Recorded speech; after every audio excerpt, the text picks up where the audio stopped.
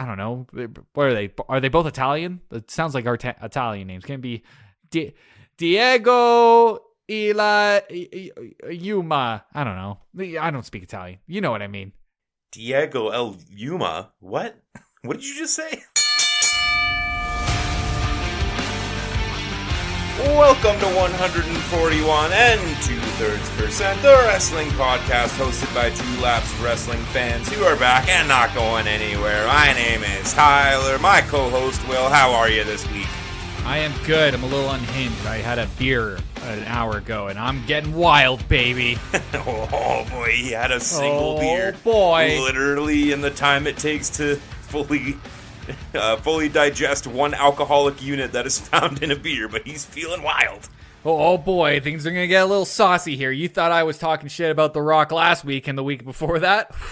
You don't know what we're going to get into today. I'm going to dig deep. I'm going to dig deep, and I'm going to say some things that I'm going to regret. Probably not, though. Oh boy, here we go. I feel like a big old fucking pile of turds because this is a magical week. It happens once a year. It's the week where I return to biking to work. And many previous years, I'm doing something over the winter. Yeah, I played a lot of volleyball in my 20s and my early 30s, but then my knees kind of started to go. And, baseball is very important to me. And so I didn't really want to jeopardize the knees for baseball season. So last year I stopped playing. And then, I was like, okay, well, I got a treadmill. I'm going to run. And I was running. And I was feeling good. I wasn't doing it very consistently, but enough to kind of keep the fitness levels up. I have done absolutely jack squat this winter, and so that first bike ride, oh boy, I felt like a bag of dicks. Yeah, just a big old piece of just huffing and puffing and feeling every single alcoholic drink and every single cigarette that I smoked over the last 4 or 5 months. And so my body is broken, and that's pretty cool. There's positives to it, Exercise helps. I'm too tired to be depressed. That's cool. Well, I mean, no, there's no positives to it because this is the week. Every year that your friend group has to listen to you say this exact same thing. Absolutely. Year. Oh, my knees. The cigarettes. All the booze. The winter. Blah, blah, blah, blah, blah, blah, blah. You made your decision. You made your choice. It's like Groundhog Day. I don't want to hear it. I come out at the end of April, the beginning of May every year, and I get on that first bike ride, and I can tell whether it's going to be 3 more weeks of pain or if I did a good job over the winter. And let me tell you, it's going to be at least 3 weeks of pain. Yeah. And then you know what happens? Okay, after that 3 weeks, then Tyler starts getting into the groove of it, and then he starts acting all high and mighty. He's like, well, you should be biking to work more often. I'm so fit right now. My cardio is just fantastic. I'm taking stuff up the hills. I'm taking stuff down the hills. I'm taking stuff around the corners. I'm taking my bike. I'm going off ramps. You suck for this next 6 weeks. This is going to be terrible, and I apologize to the fans. Absolutely. I know my flaws, but I'm getting to the point where I'm too old to try to change. So it just affects my friends, and fuck you all. All right. Well, we've got wrestling to talk about, and we have to start talking about it, or else I'm going to hate you more because you're going to talk about biking and all. Get a car. No. Yeah. So let's go on to wrestling. Some light news to start us off. Mostly just kind of wanted to touch on some of the releases done by WWE this week, because there was quite a few actually in the grand scheme of things. Here's the end of WrestleMania season. A lot of contracts tend to come up right around this point in the year, and we have had some re-signings confirmed, such as Finn Balor. Drew McIntyre's contract is supposedly up soon. Still no news on that front, but there is potential that they're just not saying anything for now to kind of let it play out in story potentially. But probably the biggest wrestler released was Jinder Mahal and his Indus Sheer faction. Yeah. Was that Veer and Moneybags? No, you're confused. Moneybags is Cameron Grimes. I don't think he was in the same stable, but we got... maybe. I don't know. I don't know what's happening on WWE Speed. Maybe he was the newest member. Maybe he's on. I think it's Shanky. I think that's it. Shanky is his name. Yeah, Shanky. I think you nailed it. So they're gone, which, I mean, honestly, in the long run, probably overdue. It seems like they've kind of been holding on to Jinder for a while here, maybe in the hopes that they could transition him into the manager for Indashir, or perhaps he's great in the locker room in the back, and the amount of money that he's demanding is too much for his current position. He had that nice little quick run at the beginning of the year, the early January there, which was kind of unprompted. I'm not sure if they were just looking for someone quick and easy to feed to Seth / someone that The Rock could get jingoistic about and just put on blast because he's brown. But I'm not going to say I'm disappointed. I like Jinder a lot, and he's really good on the mic. He's, I'd say, subpar at best in the ring. And he just kind of seemed out of work because he just didn't appear to really be working. I'm not sure about what his situation was like on house shows or whatever. But it was, wouldn't exactly say it came out of nowhere. A couple other announcements that were made on that same day. Xia Li is gone, and so is Zion Quinn. Zion Quinn, of course, most famously got absolutely smashed by Braun Breaker about a month ago. Yeah, Breaker also killed him. Also the first Filipino wrestler in WWE. I think it was Filipino. He gone. Yeah, and then surprisingly, yesterday I think it was announced that Cameron Grimes is also gone. Cameron Grimes, which is probably the biggest disappointment here. When he got called up last year at the same time as Waller, I would argue they were on equal footing. But Waller had that talk show to kind of propel him.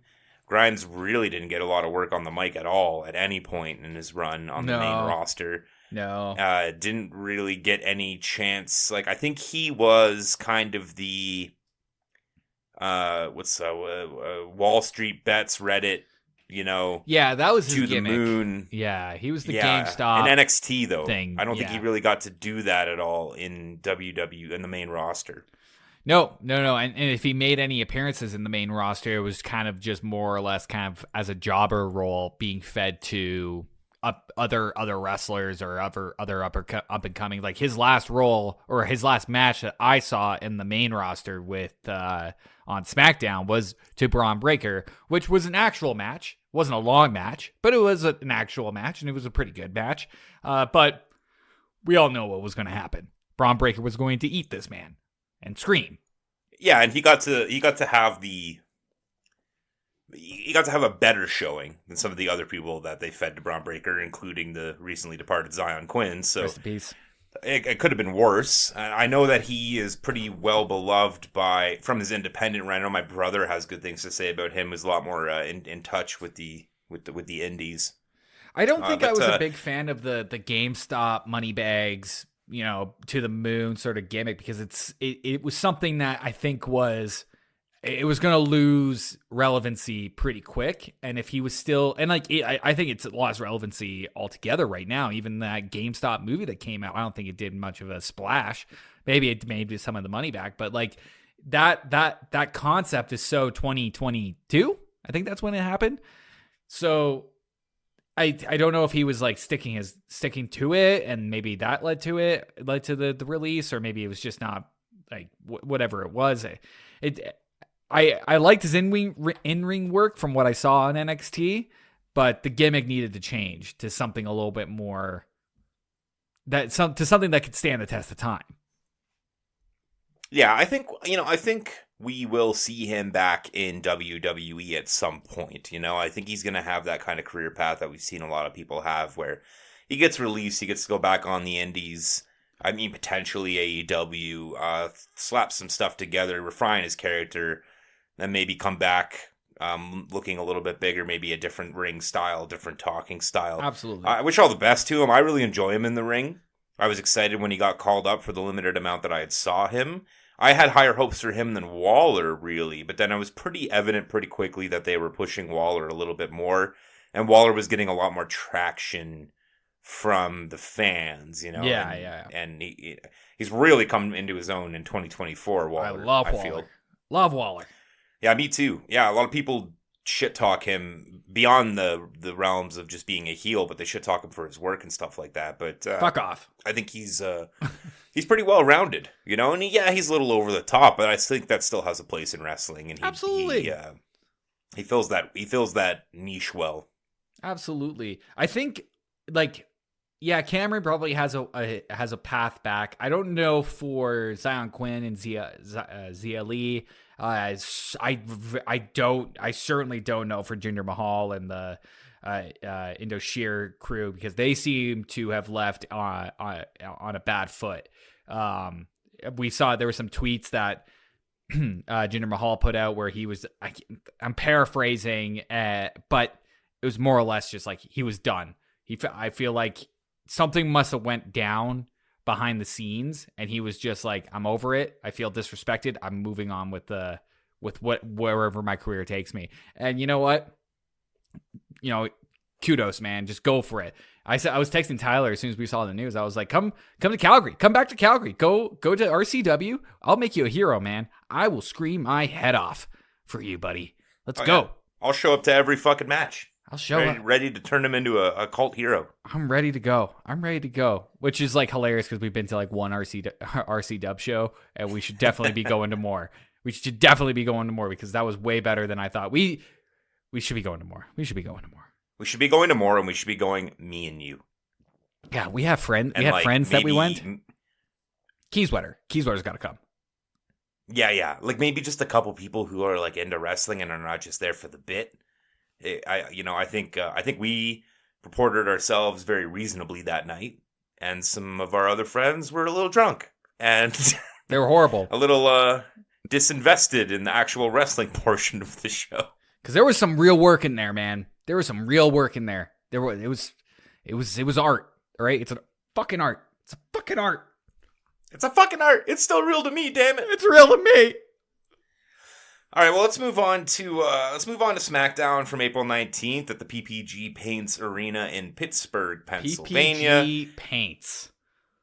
Wow. PPG Paints, and home of the Penguins, and also I believe if they haven't switched arenas yet, that is the location of a Jean-Claude Van Damme movie. Have you ever seen that JCVD movie? The actual movie called JCVD? No, that arena is great. Or sorry, that movie is great. The movie is called Sudden Death. Oh no, I haven't seen Sudden Death. No, but I know of the movie. Yeah, he's a former fireman who takes on a group of terrorists holding the vice president and others hostage during the 7th game of the NHL Stanley Cup Finals. And I do believe that was in that same arena. Unless they've switched, I could be wrong. Was it based on a true story? Yes. Oh yeah, of course. Yeah, the 1992 playoffs. Sure. But we lead this off with an absolute fucking banger. We get LA Knight versus AJ Styles, main event Styles. Main event Styles. I didn't do that on purpose. Main event situation right off the top to lead.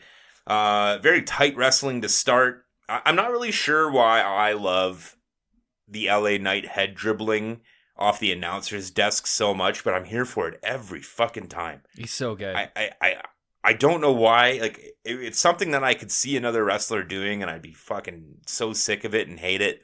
But just something about the way he does it and takes the right amount of beats and the yaz and playing to the crowd. I just love that spot every time. It never gets boring for me. But yeah, lots of straight up shot for shot brawling in this, which I really liked. It really lended itself to the tone of the rivalry. Very slobber knocker kind of style. We get into some more intricate spots later towards the end. We get some back and forth here with the false finishes. And then AJ ends up with an eye poke, which the referee inexplicably didn't see. Kind of bad camera work / referee placement on the eye poke. Like I didn't really sell that part for me, but that's fine. And that leads to the phenomenal forearm for the win. And just, I'm glad that AJ won because it's nice to feed someone who's being positioned as a heel right now to Cody in France. A LA Knight's going to have his opportunity here. We're going to talk about King of the Ring later. I think should be heavily favored to win King of the Ring. Yeah, absolutely. But one thing that was really wild to me, because it dawned on me as AJ was winning to look it up, AJ Styles and Cody Rhodes have never wrestled. Never wrestled. No promotion. And both on Bullet Club, or former Bullet Club members, I guess. Do you ever leave I was Bullet really Club? shocked on that. Yeah, they were both in Bullet Club. I don't know if they were in Bullet Club at the same time. They must have been. Again, this is kind of not my forte. It's where you need my brother sometimes. But, yeah, wild to me that Cody and AJ have never wrestled, and fucking Dusty has wrestled AJ.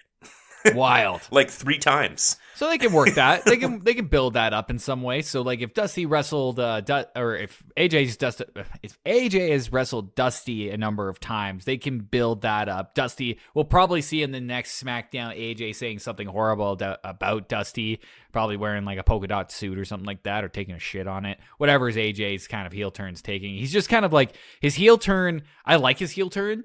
It just doesn't have like a solid angle, you know. He's just kind of like angry AJ, which is fine, totally fine. It's mostly been him and LA Knight, right? Like it's been going on for 4 or 5 months at this point. It's been a while, but and I don't hate it. And you know, now we have 1 win for Knight and we have 1 win for AJ, which is absolutely leading up to a 3rd match, probably at SummerSlam, or maybe in Saudi. Yeah, like it's interesting to me because AJ hasn't really defined himself much as a heel other than wanting to beat the shit out of LA Knight. And we have a pretty quick ramp up here to Backlash. I believe it's next Saturday. Yeah. So we have 2 Smackdowns here to kind of ramp up this match. But we also have the and draft. Both of them are professionals.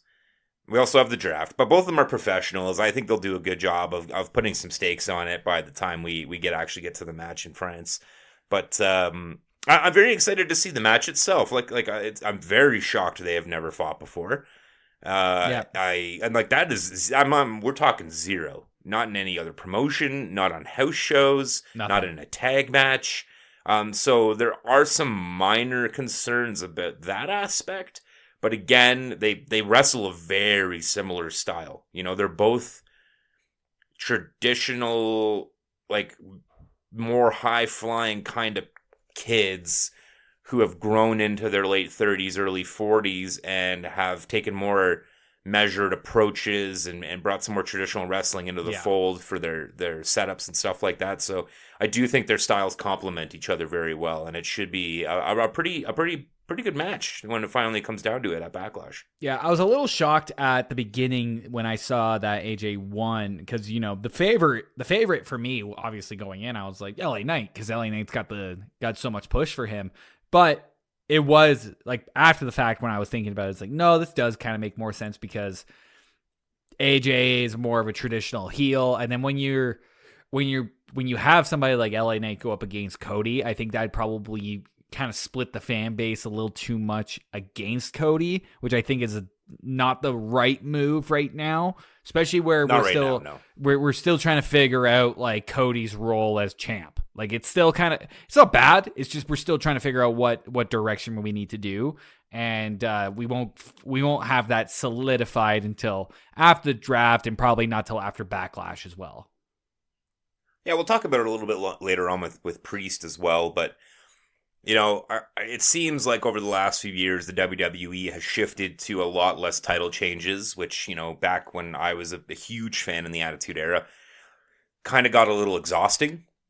Like, you'll hear stats thrown out like Triple H, 16-time champion or whatever, right? But yeah, the reality at the end of the day is some of those are like a month long, and they're just trading the belt back and forth between different people. And they seem to have kind of put a little bit more emphasis on making the belt something special that people can actually hold for a while. So I think it's a smart move. Take a quote-unquote heel in AJ, feed him to Cody in France, and put a banger on to kind of establish his run. Because I don't think that belt's coming off Cody for quite a while. I would say at least a year. At least a year. I would say a year. I can't imagine until WrestleMania next year is probably at earliest the time it happens, barring any injury, of course. So, Yeah, very, very, very intriguing to see where we go here over the next few months on the lead up to SummerSlam, which is the next true big event. Shall we move on to the next thing? Let's keep it rolling. So we see Paul Heyman, and he's here to welcome a very dapper looking Solo Sikoa outside. I'm calling him Suge Knight Solo. Oh, very accurate. Yeah. Very hard Suge Knight energy. Yeah. He looked great, and he was carrying himself in a slightly different way, too, which I enjoyed, because Solo could be a little one note, and he seems to kind of be expanding out a little bit more, that he's getting some freedom here. Everything Solo, gone and Roman's gone. It's working. For Solo, everything that he's doing right now, for me, it's working. I like this. I like where they're going, and I like this Bloodline storyline. It's reinvigorated the Bloodline for me, and I'm like, let's see where this goes. This is really cool now. Yeah, no, 100%. I couldn't agree anymore. Yeah, Solo asks if KO's in the building, kind of leading, alluding back to last week when KO threw some shit at him and didn't let him into the locker at the championship locker room. Heyman says that he presumes yes, and Solo demands to be taken to him. And then we'll touch on that later on. So then Aldis is out on the mat to introduce Triple H and another set of new tag belts. We get another QR code here for the whole, what is almost certainly the return of the Wyatt family. I don't really want to touch on this too much until something really cool happens or they actually come back. Yeah. There was a little bit of this on Raw as well. I missed the Raw one, actually. I did go to the Smackdown one, but it is what it is. It's an alternate reality game. I was doing this shit in 2008 with Lost. Like, I get it. It's fine. It's a nice little added on thing. Man, but I get really it. Being solidly hinted on, but we'll talk about it when it pops up. I was Slender Man in like 2010. I don't know if you know this, but I was Slender Man. I ruled. You were Slender Man. Yeah, I ruled the You internets. told those girls to kill their friend, right? Yeah, that's not my proudest moment. But for the memes, doing it for the memes. So A-Town Down Under is introduced, and these new tag belts are sick as hell. They're so good. I absolutely fucking adore these belts. These are great. These blow the other ones. Old style. Yeah. Yeah, 100%. They've got that, like, swooping, I don't even know what to call it. I don't know enough about design. But they have that, like, little, like, undercut swoop. It's like more of a rectangle, right? It's got more of a rectangle look, but it kind of comes to a point a little bit at the top, but it's all like rounded on the edges, and at the very bottom there's like this little like swoop at it, It's not like a full, it's not like a circle, it's not like the pennies at all. They really added to it. They've definitely differentiated these two tag team belts, and I love it. I love these belts. These are great. And it goes to show that they're going to try to keep these belts separate for a long time coming. Maybe not a long time, but it just shows that they're going to try to keep the tag teams, like here's your SmackDown tag teams and here's your Raw tag teams, which I do like, because with the penny belts beforehand, they were almost like pre-designed for them to be like owned by a single tag team because they look uniform, Well, part of it too is like you've only been around for a little bit here, right? And the whole Roman winning both belts and then the Usos winning both belts was kind of a whole storyline to show the complete dominance of the bloodline. It's not very typical for that to happen, for someone to be dual champions.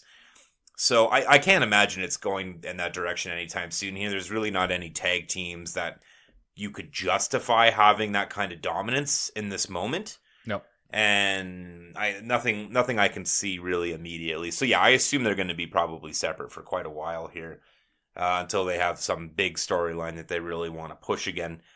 But to continue on, Waller's there. He disrespects Triple H, won't shake his hand, and they lead right into the number one contenders match. It's the Street Profits versus NCR versus LW No versus AOP. They're still not calling them the Pride, I've noticed. Yeah. I don't think they've called them the Pride at all on television. Well, because I think it's almost like, But yes, you're right. Like, I don't think they've called them the Pride on television at all yet. But it's almost like AOP and Final Testament. Like, when AOP is tag teaming, they're known as AOP. But when the entire group is there, they're Final Testament. This is like the same with Street Profits and the Pride. But I feel like you usually get, like, representing the Final Testament, it's AOP.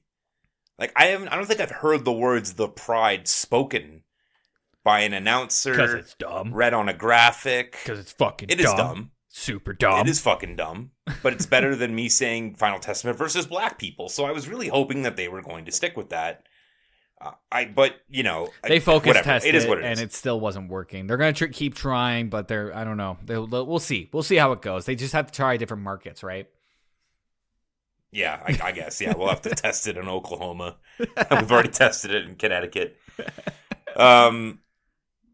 Yeah, so, you know, some rough choreography to start with this one with Tez and Bate.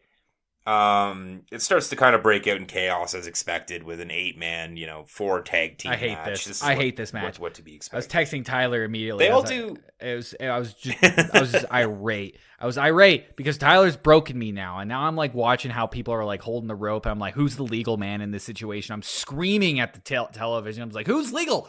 Who the fuck is legal here? You just jumping around. If we're just gonna do this whole thing with like 4 tag teams, and we're gonna have, you know, one guy out, and then they can just like the other teams can just tag in, and technically speaking, we're only gonna have 2 in there, but eventually within 5 minutes, but it's all gonna break out into chaos.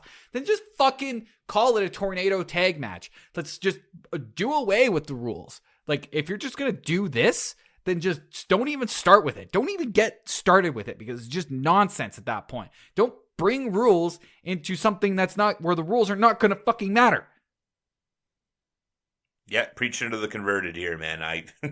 I've ruined you, unfortunately. They do a good job of selling the chaos. And yeah, it's fine. Like, it's pretty. Like, it's all pretty well done. But at the end of the day, it's still chaos that kind of just means nothing. You know, we all kind of knew what was going on. At this point, like, it's probably because we're so close to Backlash that we need, you know, a contender. So that's why they did it this way. But you could have done it through brackets. You know, I probably would have been more of a fan of brackets. Maybe a triple threat tag team match to close out one bracket if you only need 2, if you have to do it in 2 weeks or something. You know what I mean? Yeah, for sure. But I mean, at this point, I didn't realize we were going to do King of the Ring again. So I guess that's kind of why they wanted to put some pace on it. But I guess so. Also to free up some people. But yeah, like, it's, you know, they did a fairly good job of selling it. They head into break. It's chaos. When they come out of the break, it's a little bit more like a real match again. And then again, it breaks into chaos, which I just wrote eye roll. And then I noticed the crowd started breaking out into fireflies, which was interesting to me. It looked incredible on camera with the lens flare, but I'm not sure what prompted that. I'm not sure if people just started, you know, finding out through word of mouth in the crowd that they had put up another QR code and people were following it or some shit, or they prompted them to do it at some point when they were in the break. But whatever, that happened. Yeah, the match was so. And then we kind of get the match. Everybody was so pissed about a match. They put up a trailer for the new Bray Wyatt documentary, and everybody put on their fireflies. Please turn your attention to the screen. Yeah. This match is not important. It doesn't mean anything. It was a kind of a shitty camera angle they picked for the triple dive, but it is what it is. And then the Profits get the win in a very decent match for what it was. You know, nothing to write home about, but yeah, it's whatever, you know. 6 out of 10, maybe a 5 out of 10. It was just too much chaos. And for me, like I said, if you're going to do this chaos, just do a tornado tag. Or just go, like, all out. Like, why not just do tables again? Or fuck it. Like, you know what I mean? Like, it's just, yeah. If you're not going to do rules, if you're not going to follow the rules, what's the point of following them? Exactly. What's the point in having the rules if you're not going to follow them? Exactly. That's what I said. So we move into Solo and Paul backstage. Heyman is sorry that they can't find KO. Solo walks away from him towards Gorilla. Heyman says he doesn't want to piss off Solo, but, you know, Solo's making decisions that are not his to be made. It's not your time yet. Solo asks if he's done talking and heads to the ring with a whole new level of swag. Heyman wants to explain the backstage politics happening in the bloodline, and then a "We Want Roman" chant breaks out, and the face turn begins for Roman. They're doing a great job here. He doesn't have to fucking even be on camera, and everyone is ready to buy into this, bloodline civil war. Very Dom-esque here. Solo snatches the mic and gets some decent heat from the fans, and he can't talk. He's getting booed so badly. Yeah. Which, very quickly, very rapidly, they have done just a terrific job here of positioning Solo as the bad guy in like a week and a half. Yeah. And getting to the point where he can't even fucking speak on the mic without getting Dom Mysterio'd. Very impressive and very good for them moving forward. Well, I don't even know. Tell the I don't even know if this is if that was like planned or not. It seemed like it was a bit of a surprise to them, at least, like how much heat they were getting. But the way that they angled it, like there was no other way that this was gonna go. I immediately was just like, get out of here. Get out of here! Boo! You fucking talk, you bum! Yeah, you're a fucking bum. it worked, and then once I snapped too, and I realized that I'm in the real world and I'm an adult. I was like, yeah, this is working. I want to see more of this. Yeah, I definitely want to see more of it. I'm very happy at the pacing they're picking here, and then to make it even better, KO gets tossed from the back through the curtain. And he's bleeding hard from the head. Bleeding. I think it's probably fake blood. Just knowing what I know and what I've spotted with fake blood being used in the past. But it passes enough that it sells what they're trying to sell. And, he comes in from the back and then Tama follows him. So Tama's like basically put a hit on him. And then he runs back to the ring after they separate him, wants to take out Tama. Then Solo helps, and security comes to break it up, and then Solo delivers a spike. Tama grabs a chair to jimmy his ass, just like last week, but he's called back by Solo.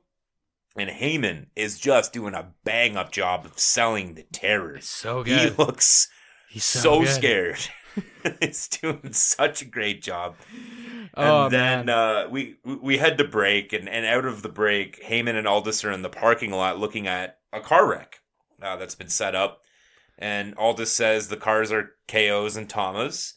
And, Aldis demands that Heyman explain this.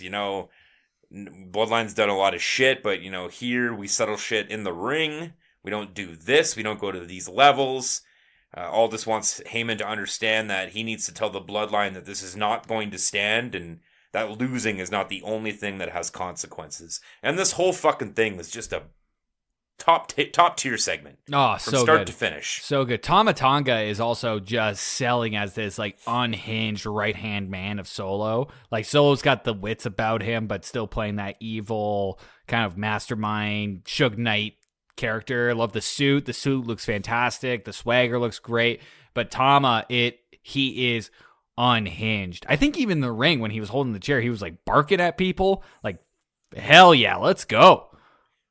Tama's walked right in and taken the Solo position. Yeah. And seamlessly. Solo is playing almost a more menacing, more active version of Roman, which has been seamless. And 2 episodes. 2 Smackdowns, maybe 15 minutes total on camera.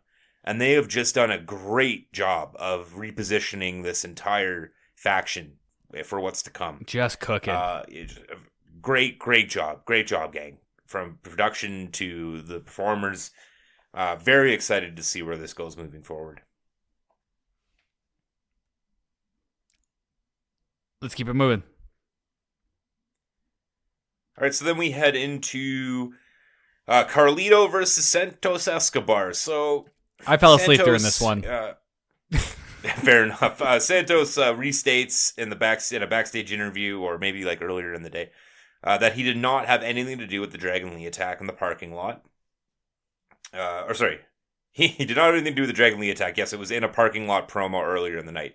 Carlito in this match certainly I noticed here, and I've noticed this before with Carlito, he has definitely lost a step, but he does a great job with like ring psychology and selling and pacing his matches out that even though he's lost a step, he still has his place on the roster, and I'm enjoying him getting a little bit more work in the ring. I suppose it's not a Carlito heel turn coming.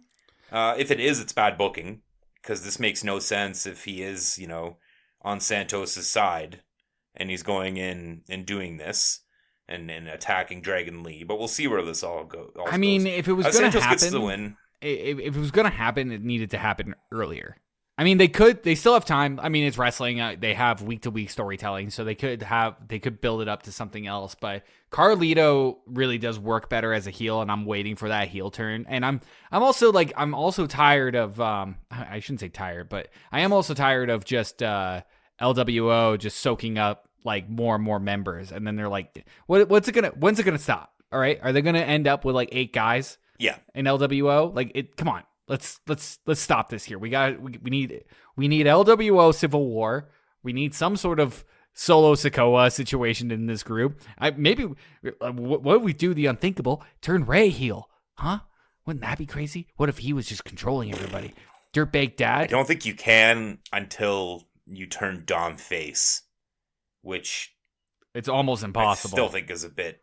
It's going to take a bit of work. It's going to take a while, right? I think the only way you get Dom face is you turn Mommy face, and then you get him to come back to Mommy after he inevitably goes to live. But we'll touch on that later in the show. Yeah, Santos got the win with some minor shenanigans, but yeah, the whole thing has just kind of been dragging. I mean, even LWO in general, they've been together now for over a year, and the entire time, I wouldn't say they've been stagnant, but they've definitely not received the level of hype, and they've gotten a lot of second and third and fourth and fifth chances here to make something of the group, and it doesn't really seem to be, I mean, it's not outright like treated with indifference by the crowd like Final Testament is, but it's just very bland and up the middle, and it's serving a purpose, I guess, to some extent, but it could go at any time and it wouldn't be missed. No, I'm totally fine with it if they decide to break it up at some point. I'm just done unless they start introducing some sort of different rivalry. That's the other thing with Street Profits and AOP as well. They've been just working with this rivalry that's been going on forever. I'm like, great. There's just nobody else that these guys can work with. There's nobody else. It just has to be LWNO and LWO. I'm done. I'm done. Done. Yeah, it's got to be coming to an end soon, I have to imagine. Then we move into Damage Control is up in a box, getting ready for the Naomi Bailey match. Oh yeah, Dakota's the mouthpiece. Crowd's very indifferent to this. They're interrupted by Bianca and Cargill in the box beside them. I just wrote R.I.P. Kabuki Warriors. You've got those, the clock is ticking on you guys with those belts. Yeah. Yep. We are headed straight for Bianca and Cargill winning the tag belts, and then a betrayal by one of them to the other. So that's all kind of being telegraphed here, but let's hopefully they can tell the story with a little bit more interest, because we all know what's happening. Then we get into Naomi versus Bailey. Bailey does a good job putting Naomi here, very classy by her. They're going really hard. It is the main event, and they're really putting on a show, which is nice. It's a solid match, a bit overshadowed by the opener, all things considered. And then it's kind of ruined at the end by Tiffy coming in to wreak havoc, and it's a DQ finish, which is a bit annoying. It always is, especially in a main event. Double prettiest moonsaults, and she sends Smackdown home, victorious over 2 important people on the roster. So, big victory here for Tiff to some extent to get to send SmackDown home, essentially. Yeah. But it's a fine match. I was shocked about how much Bailey sold to Naomi, but I guess if you're going to do a DQ finish at the end anyways, you might as well give her some rub. But nothing to really write home about here. Nothing too crazy. I do appreciate Tiffy coming in at the end, and I really do think that Tiffy is on her way to that main event. I guess she's already at that main event scene. She's one of the most intriguing wrestlers of her female wrestlers on the roster right now. I just want to see more Tiffy. Let's go. She's fun as fuck. I love the bit. She's pretty good on the mic, annoying as hell, which is excellent. This is exactly what I want. I would like to see this. I'm glad that it's going in the direction that it's going. I don't think we'll probably see Bayley with the belt all year long. We'll probably see it switch somewhere. Maybe not a Backlash, but certainly SummerSlam. I see that switch happening at SummerSlam. Love Bayley. Totally love Bayley. And I think it's great that Bayley has that belt, and she had that great WrestleMania moment. But like everybody has said before, she's won this belt 7 times now. Like, it's not like the most needed thing in the world. And I think Bayley's in a position to put some young new talent over, and I think Tiffy's prime for that spot right now. Prime. She also doesn't need the belt to be over. No, she doesn't. Like, she can do things on her own. She doesn't need the belt to be taken seriously, right? So I could definitely imagine it being a fairly short run here leading to something else. But yeah, good person to have the belt on right now. And with Tiff too, you have to consider some of the people who've been called up from NXT in the women's division over the last year and a bit. You got your Candice LeRae, you got your Indy Hartwell, you got your Alba Fire and Isla Dawn. You've got, I'm trying to think if there's anyone else I can spot immediately in my head. The Dancing Girls. We love these people are mostly languishing. Dance. We love to They love to dance. We love to fucking dance. Ivy Nile. Most of them are kind of languishing in the tag division because that's kind of where these women go with no mid-card belt. So for Tiff to be on the roster for less than 3 months, 4 months, and getting this huge push is really exciting for both her and for the future of the women's division. More of a push than Jade Cargill. Arguably, in terms of like a singles division. Well, to be fair, she can wrestle better than... Jade looks great. But great. Tiffy's, hands just so much better in the ring than Jade. Yeah. Cargill is strong. Cargill can lift people and slam them and do those big heavyweight spots that I don't think a lot of women can, unless you're like sized in the same way as like Nia Jax or Piper would be. You know what I mean?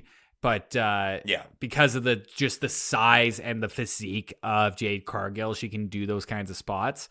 But you're correct. Like Tiffy, she's smaller, she's still fit, she can still do these crazier spots that don't require this heavy lifting, like the Prettiest Moonsault. And she's a former gymnast as well, so she can do these like wild back handspring sort of things they're fantastic in the ring. I love watching that shit. I love a little bit of acrobat. Yeah, absolutely. I mean, you texted me this. There was a sign at Raw. We need a mid-card women's belt. We do. So badly. We right do now. so bad. We need a mid-card women's belt. Now, do we do one or do we do two? I think you do two. I think you put one on each division, or one on each brand. I think so, yeah. There's enough there's enough women in there to make it work, I believe. There's just so many women languishing in the tag division because that's where the best opportunity for them to put as many women on television at once, when some of these women could be fighting for the women's intercontinental or whatever you end up calling it, right? Yeah. The women's mid-card belt. Okay. Let's just call it the women's mid-card Yeah, that's belt. it. Yeah, exactly. Just go straight up the middle with it. That's it for Smackdown this week. Smackdown overall, I thought this one was a little mid. Nothing too crazy to ride home about other than the opener. Tiffy had her spot. The most awkward bits were probably, that segment with Damage Control and I guess what are they calling themselves now? Naomi, Jade Cargill, and Bayley. Just the esthetist. Black people. Right. They're not separate from Pride, of course. Different black people, but black people. And then we have the tag team, which it just fucking drove me nuts. I was texting Tyler the entire time, and I was just losing my mind. And I think I got the first time. I think during that match, I got the first time of you saying you're proud of me. And I think I cried for a bit. Yeah. I'm proud of you. You finally get it. You understand. You're starting to understand. I see the Matrix. Yeah. So, but other than that, love the Solo stuff. Love the LA Knight AJ Styles match. So there's things to love here, but overall, compared to the Raw that we're about to talk about, I'd say I'd probably more mid-tier sort of episode. Yeah, absolutely. I agree with that wholeheartedly. So let's what better time than the present? Let's talk about it. Raw, April 22nd, live from the Ohio State University campus in Columbus. An obligatory go blue here. Fuck Ohio State. Noticed a lot of ugly rednecks in the crowd during this entire event. Lots of really racist looking white people. You know what? Kate said the same thing. Who are thing. probably uncivilized and a bunch of fucking assholes who don't understand that their pissant university is filled with a bunch of cheating, fucking no good, uneducated. Let's give them all the money so they can play sports for us and pretend we're a university. Blah, blah, blah, blah, blah. I don't affiliate myself with Tyler. My hate only goes to Dwayne "The Rock" Johnson. I do not hate any university in general. Dwayne "The Rock" Johnson went to Ohio State University, Will. Fuck that university. Are you kidding me? Spit in its face. Yeah, he went to Miami, but whatever. Yeah, what? Fuck Ohio State. Big Michigan fan here, so I have to say that. But straightforward, it was a great crowd, and I was excited to see it on a campus. They did a really good job. Moving forward, Pat and Cole are in the ring right off the top of the bat to announce a battle royale for the women's championship, which had leaked a little bit earlier on social media. Well, maybe not leaked, but announced earlier on social media, so it wasn't out of left field for me. And then we move right into Monsieur Jey Uso. Monsieur Jey Uso. Oui, oui. Well, we are going to Lyon. Oh. I want Pat to crumple that table one day so badly. Words cannot express how badly I want that table to collapse with Pat McAfee on there, yeeting all over himself. Yes, Pat, we get the joke.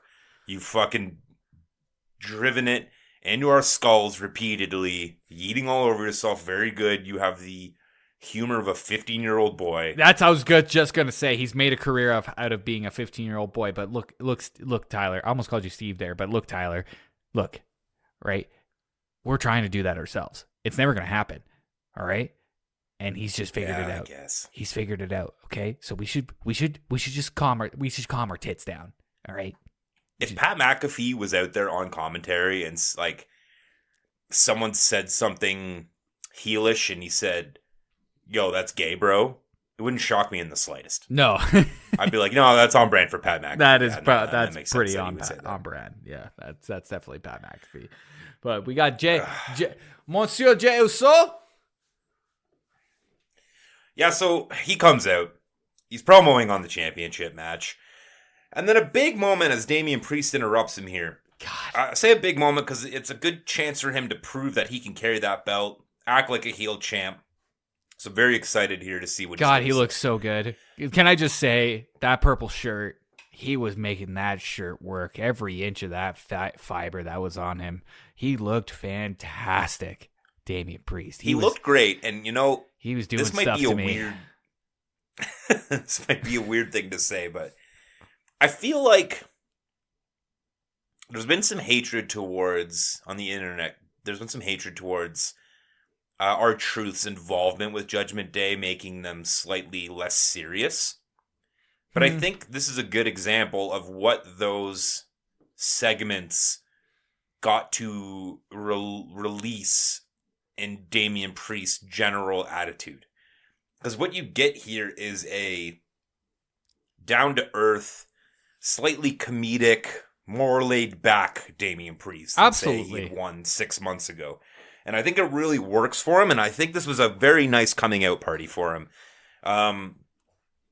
He delivers a little bit of a speech here, giving props to Jay. Tells a story about last year when Jay kicked his ass. I don't know, Smackdown or a Raw. And Priest took him to the bar after.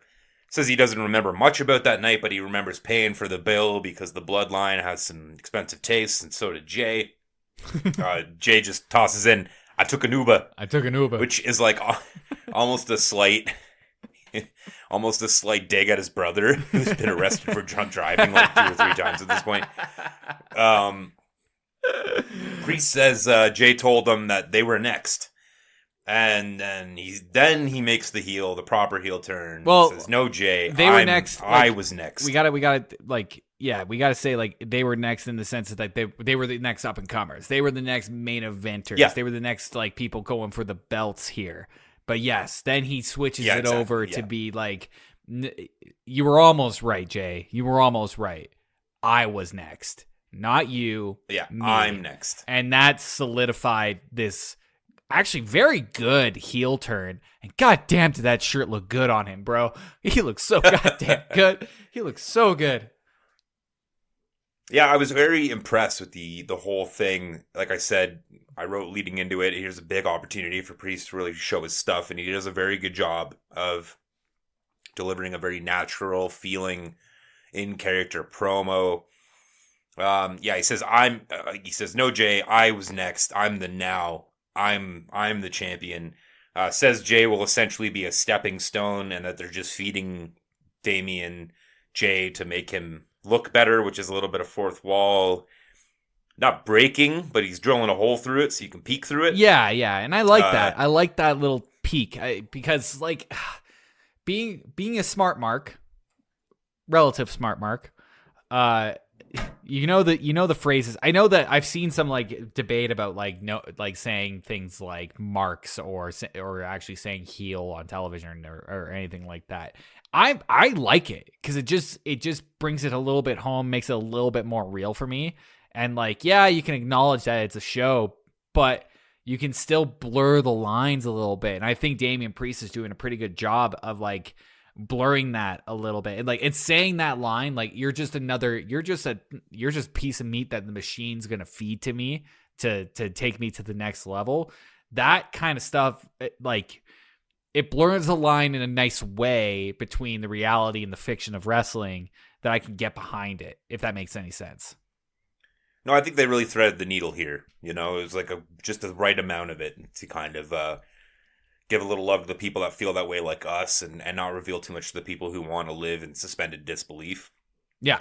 But yeah, so, you know, he basically delivers that line that he's in the now and that Jay's a stepping stone and goes to walk away. Jay stops him, brings him back into the ring, says the only reason that he's the leader of the Judgment Day is because Mommy's hurt, which makes him Dom's bitch, which was, okay, wow. Yeah. Pretty strong. Yeah. And then we get the stare down. Sorry, I almost needed subtitles for Jay, just because like his promo delivering skills are just this side of barking. Oh, he's so unhinged, you know? Like, he's just going out there like he just did a massive rail of blow. Like, every time he's on the mic, he just seems like he just, you know, smoked some meth and did a line of coke and then also, like, drank a 5-hour energy and then ran out to the ring or ran in, to talk to Kayla Braxton or whatever. So we get a stare down, and then McDonough tries to jump him, and Jay kind of like awkwardly ducks him. Yeah, it's not great. And goes to super kick JD, and then he ducks and it hits Priest, and then Jay like apologizes, which I found was a little weird. Yeah. I think it's just the whole exchange was a bit awkward. I think it was just to keep Jay as a face, because if he went like keep Jay like as face-ish as possible, because if he just outright super kicked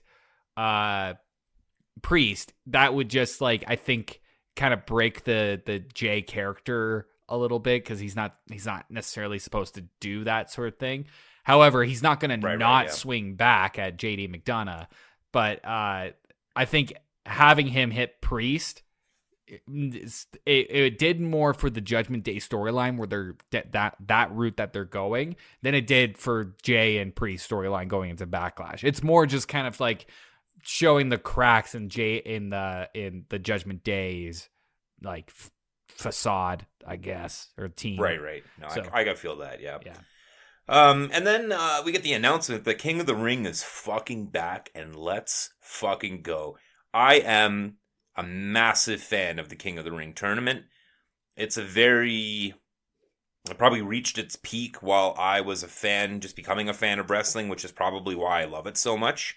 And later, I took a little review of what happened to the King of the Ring tournament after I stopped watching, and it did kind of seem to go by the wayside and was mostly used as like a way to kind of give the King gimmick to a bunch of different people, King which is not Booker. really the purpose of it. The King Booker is the best version of it because it was so preposterous. Yeah. But nuts. It's supposed to be a stepping stone. It's supposed to be whoever wins this is headed for big things. It's essentially what Money in the Bank was before Money in the Bank. It was a signal to everyone that like this is the next person to watch. You have Triple H won it, Stone Cold won it.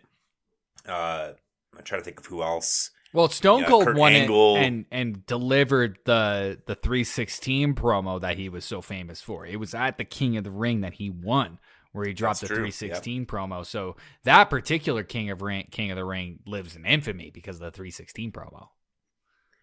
Yeah, like I'm just very excited in general for it to be back. I also see that they're doing a Queen of the Ring. They've done one Queen of the Ring before, kinda. It was called Queen's Crown. And Zelina Vega won it, and when she was a heel. I don't really know much about her other than reading about that, but I'm very excited for this to go down. Big King of the Ring fan, big fan of, a tournament once a year in WWE because they don't really do it very often. And this is like the tournament that WWE has always put on, so I'm very excited for it to be back.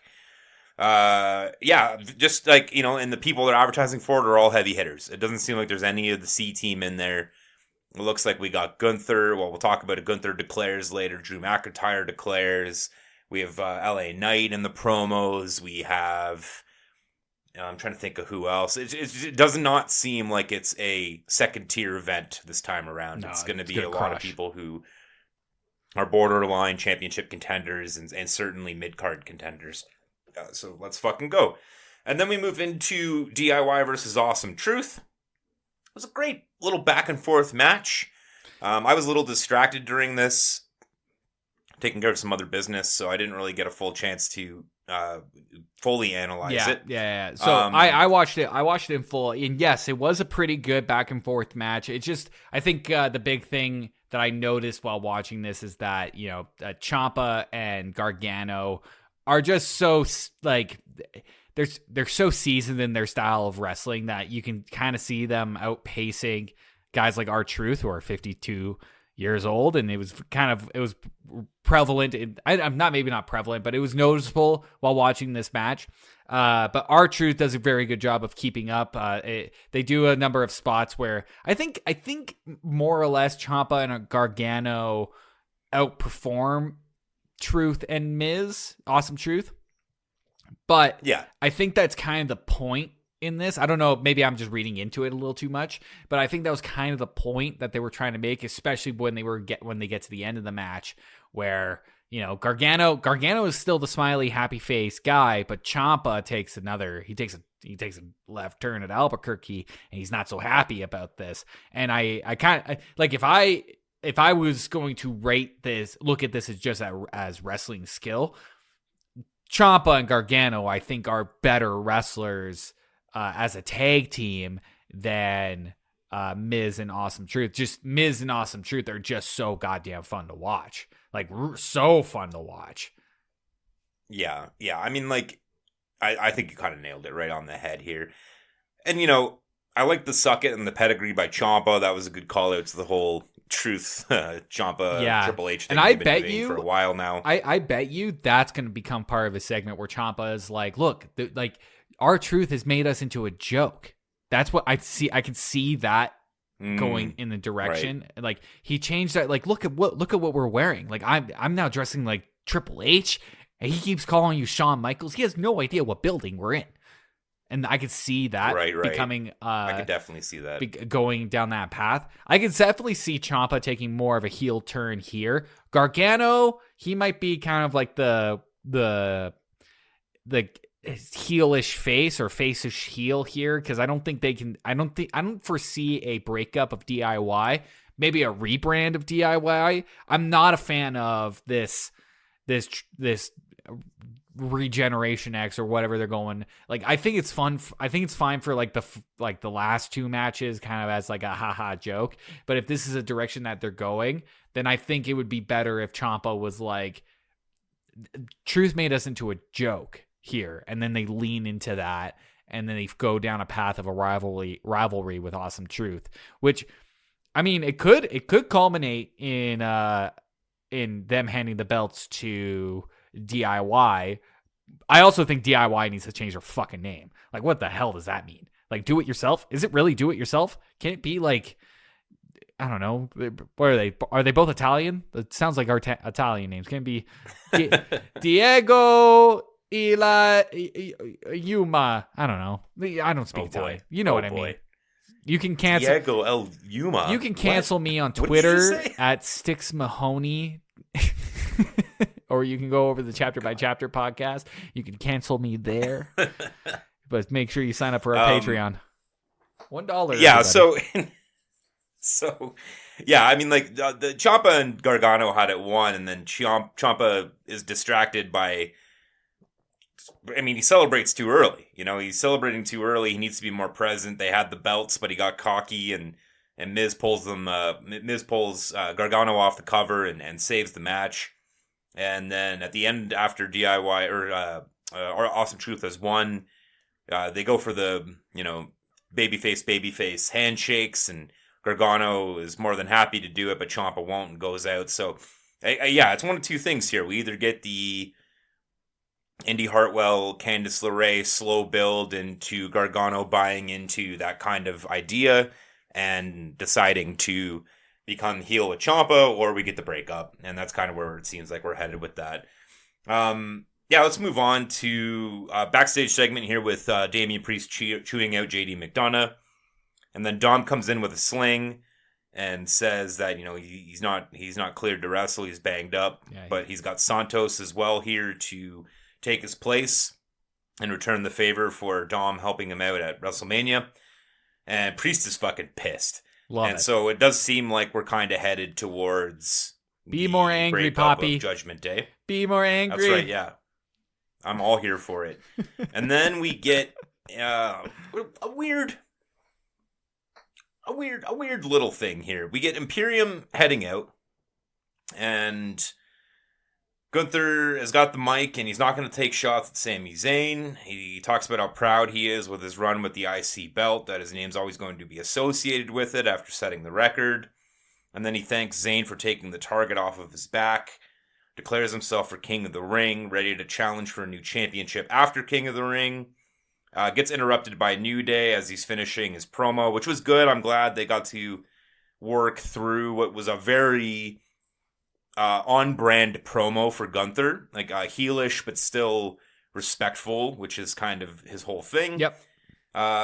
Xavier Woods reminds us that he is the reigning King of the Ring, which I absolutely had forgot about, and it was a wild choice when that happened. Very Vince-ish.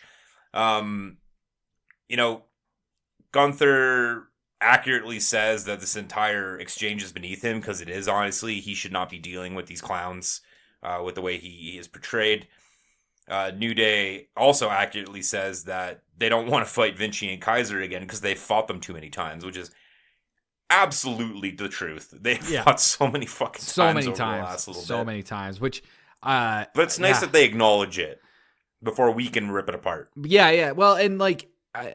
ultimately it leads into this match, like with New Day, but by acknowledging it, you know that this is the last time. I hope this is the last time. It seems like this is the final. I mean, like it clearly by the end of this. By the end of this, the last time it seems like the last time, because there's other things going on with Imperium, and I'm very, very interested to see where they go with Imperium after this. I'm also like a Kaiser stan. Any kind of like tall, buff dude kind of does a lot of things to me. Huh. Oh boy. So I write in the moment here. I'm not very interested in this match because we've seen it a bunch of times here.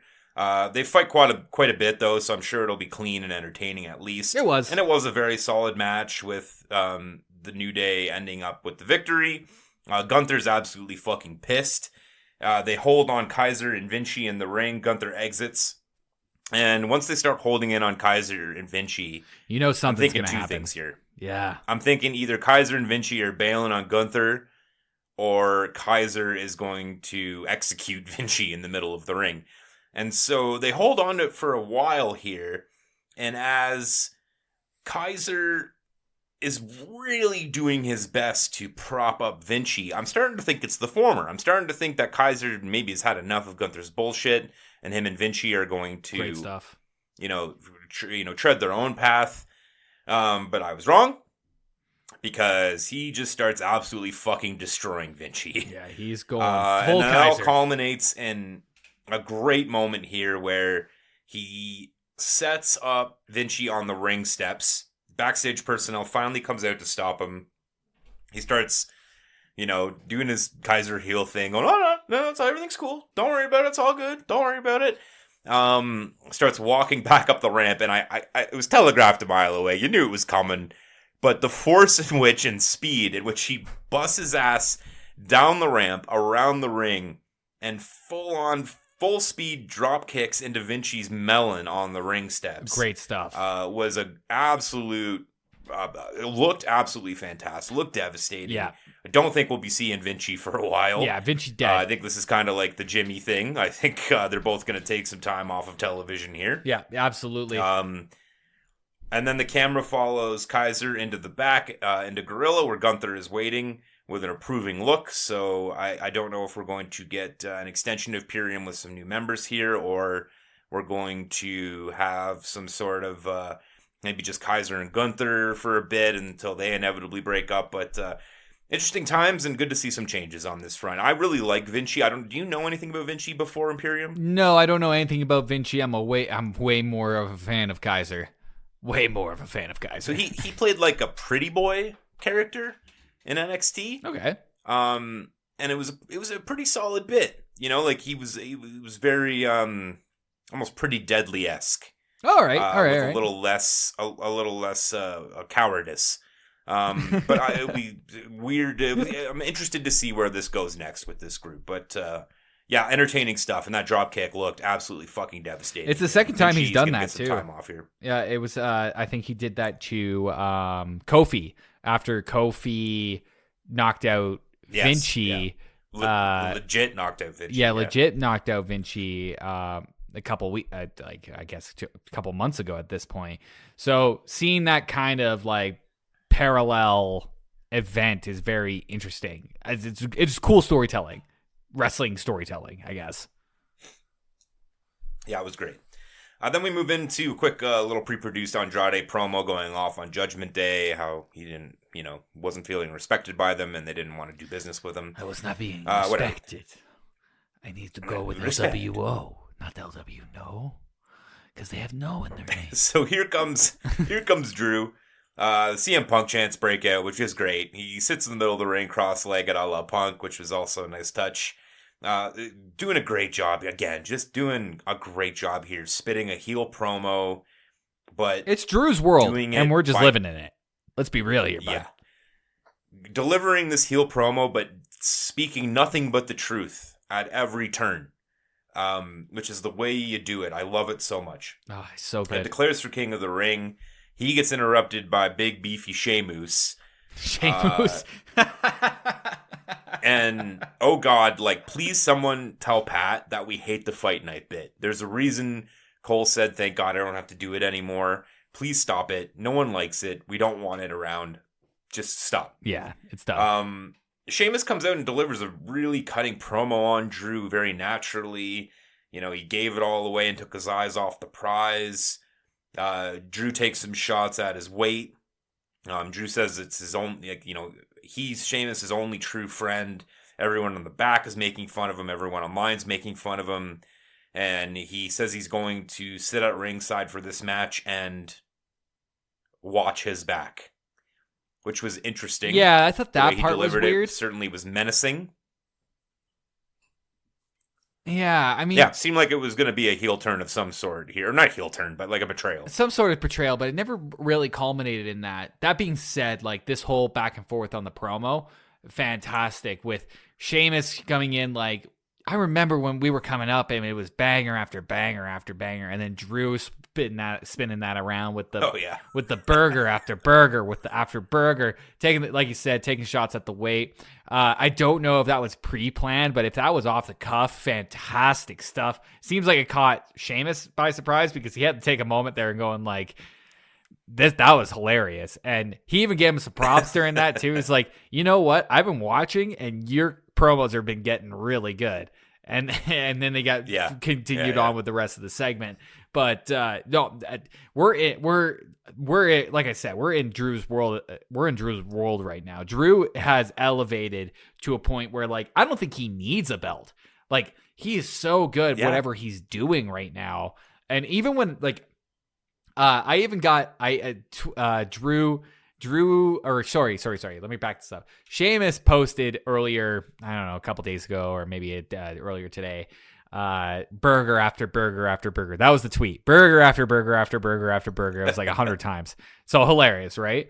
And then Drew responded to that tweet with a Scott Steiner like interview segment where he's yelling about, I can't remember who he's yelling about, but he's yelling about him because he's fat. And so it's just Scott Steiner going like, I hate him. He's fat. He's so fat. I miss that. I love that. Drew is on fire on Twitter, and he bleeds it over into the ring with his promos, and it's fantastic stuff. Whenever we get to Drew versus CM Punk, it's going to be electric. I don't even want a match at this point. I want them on the mic. You know, I want 3 weeks of them just talking. Yeah, just the debate. I don't care about wrestling. 2 podiums, set them in the ring at SummerSlam, and just have a political debate. Yeah, so when I'll pay $1,000, Tyler. I will pay $1,000. Yeah, after Drew delivers that line of "Watch your back," Pat immediately ruins the line by pointing out the obvious, going, "Oh, he said that weird." Like, thanks, Pat. Appreciate that. So the match is kind of decent, but it's a bit overshadowed just by Drew's presence. Drew takes over Pat's mic at a point to defend Sheamus after Pat says some dumb shit. Well, which really seemed off the cuff. We haven't said it Pat yet. Seemed to, but Shinsuke is the one that's coming out to face Sheamus right now, and right. I love it when Shinsuke comes out to the ring. I hope he's still on the roster for many years to come because Shinsuke is so goddamn fun to watch. The song's great, the moves are great. He's so bizarre in his like mannerisms. Come on, oh, so Japanese. So Japanese. This is so good. But yeah, the match was pretty decent, a little overshadowed by Drew.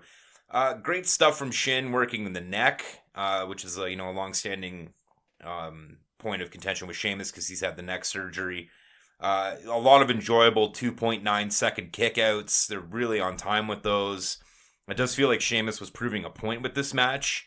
The length of it was, it went for quite a bit.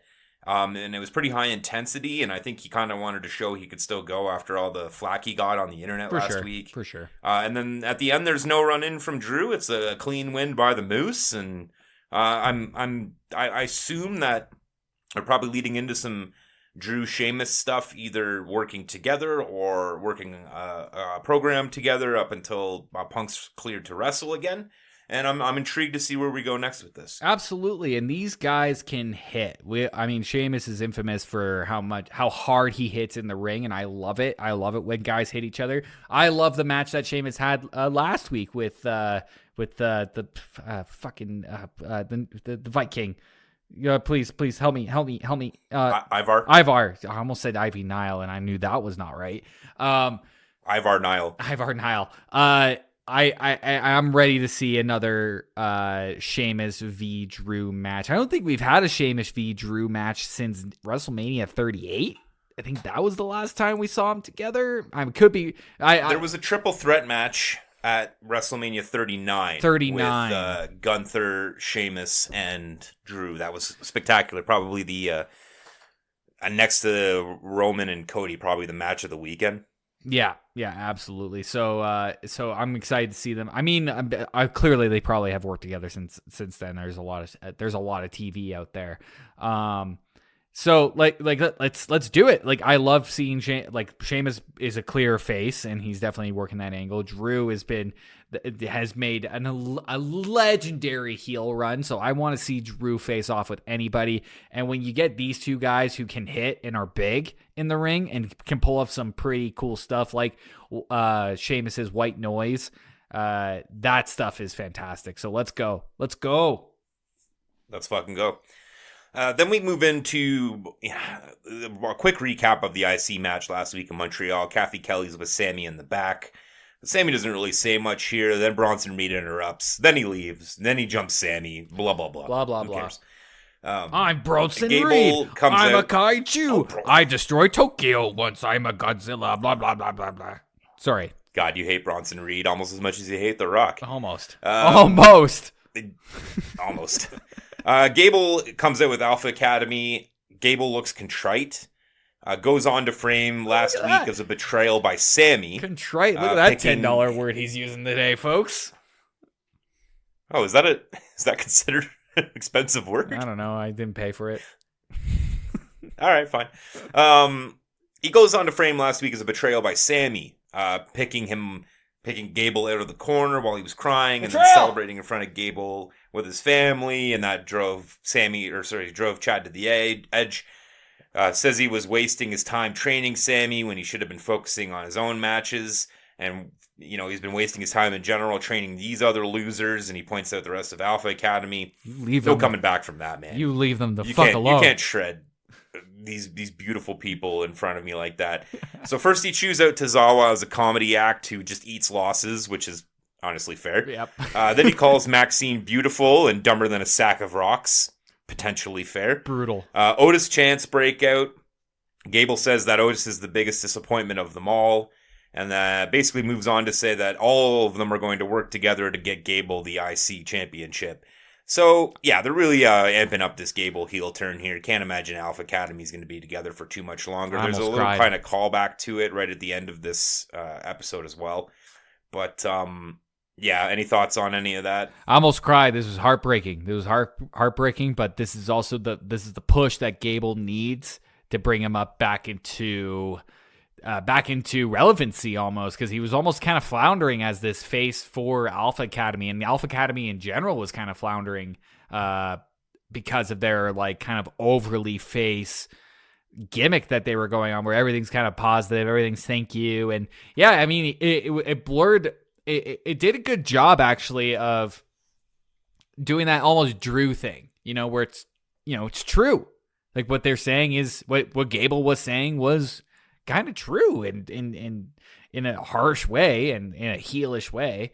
And it's bringing in a lot of, it's also blurring a little bit of lines with reality in terms for Maxine, for example, Maxine was infamously booed out of the ring a couple months ago because of her performance in there, and Maxine has really tried to dial it up 1,000% to show that she's not just a chauffeur. What's the term for it? Is a chauffeur? A valet. Valet. Sorry, chauffeur. What the fuck am I on? She's not just a valet. He did a good job here, and obviously we're gonna see a different version of Alpha Academy going into the future, or straight up they'll just dissolve as Alpha Academy. If we were talking about this off air and over text message, if Gable is going to be joining a new stable that deserves a bit more of a push and a bit more of an identity, it probably should be the Creed brothers in terms of style and how they wrestle. And Creed brothers, they have I think they've had heelish moments, but they're not full heel. But if you put Gable at the front of that, then I could see them rocketing to the moon. And then you could maybe do some rivalry stuff between Alpha Academy and the Creeds plus Gable. Yeah, I think that's the direction you go here. Unfortunately, I think to really propel Gable and the Creed brothers, you have Alpha Academy taking the loss at the end of the day here, but I think that's the direction we're headed. Yeah, I think so. I don't think Alpha Academy has much time left in this world. And I think Maxine might be getting a singles push sooner rather than later. I hope not. Fuck you. Fuck, I hope not. Fuck you. This is a pro Maxine house. She's terrible. This is a pro Maxine house. She is beautiful. She seems so nice. She's dog shit in the ring.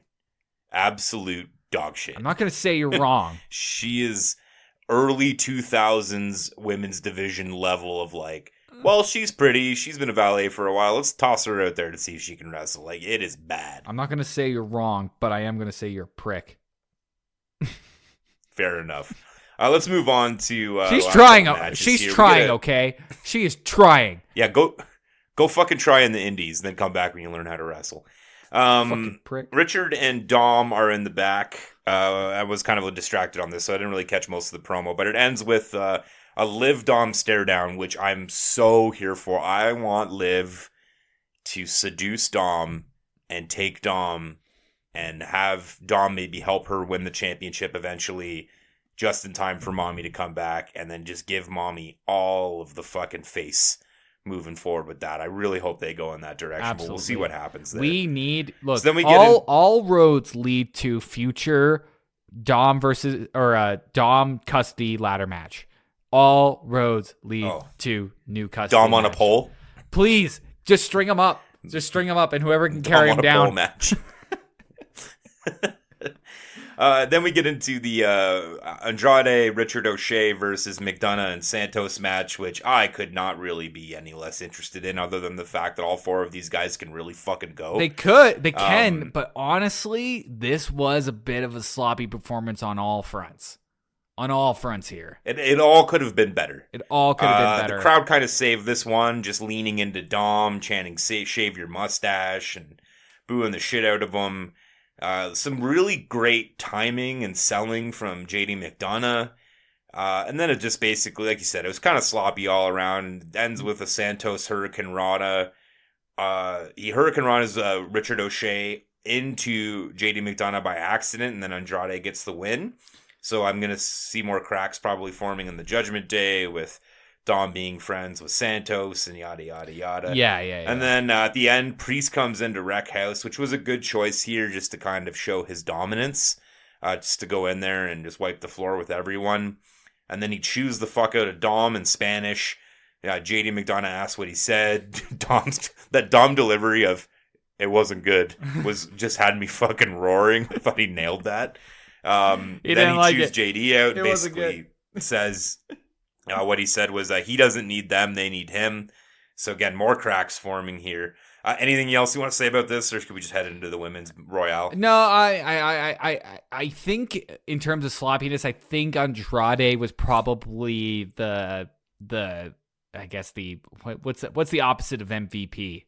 Most disappointing player and biggest culprit. Yeah, because I've seen him perform really, really well, but I think kind of overall he was a little sloppy. Especially that finisher, when that finisher can be so devastating looking that he has, where it's kind of like this, this hooked arms and you lift him up and you corkscrew. That one looked a little bit weak when compared to what I've seen in the past. When he did it to Dom, I think at WrestleMania, that looked devastating because he just cranked. He just cranked Dom. Maybe he's just doing a little bit more safer in case, barring injury or something like that.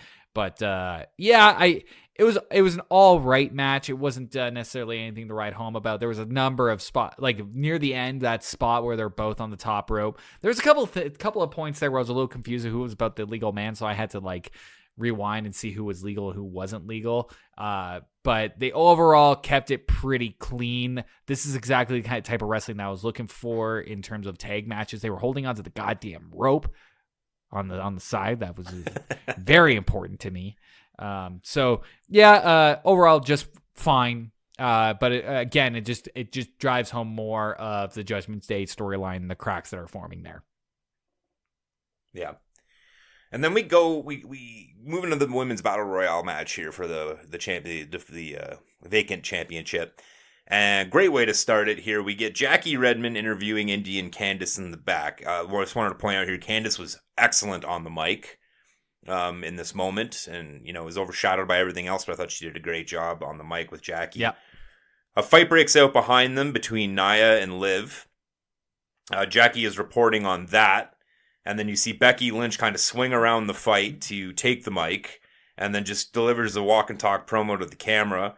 Walks by Maxine and Ivy talking, and Maxine's kind of gesturing towards the ring with a disappointed look on her face. I believe we're supposed to assume here that she's discussing what Gable had just said and kind of throwing some shade at that. Becky kind of circles back and gives Maxine some rub here, some words of encouragement, which was, is what it is. Then they follow her out to the ring, and they're really stretching. Tyler, is what it is. What? I cried. Oh my god! The rub was so good. Jesus Christ! All right. It was the best. It was great. It was great for what it was. Nothing makes you happy anymore, does it? I'm just saying, I don't want to use the words virtue signaling because that's a fucking dog whistle by you're a fucking prick, asshole right wing. You're an asshole. But it was kind of a version of that. Hey, I'm Becky. I'm so nice and cool. I'm gonna, pump Maxine's tires for her terrible in-ring work.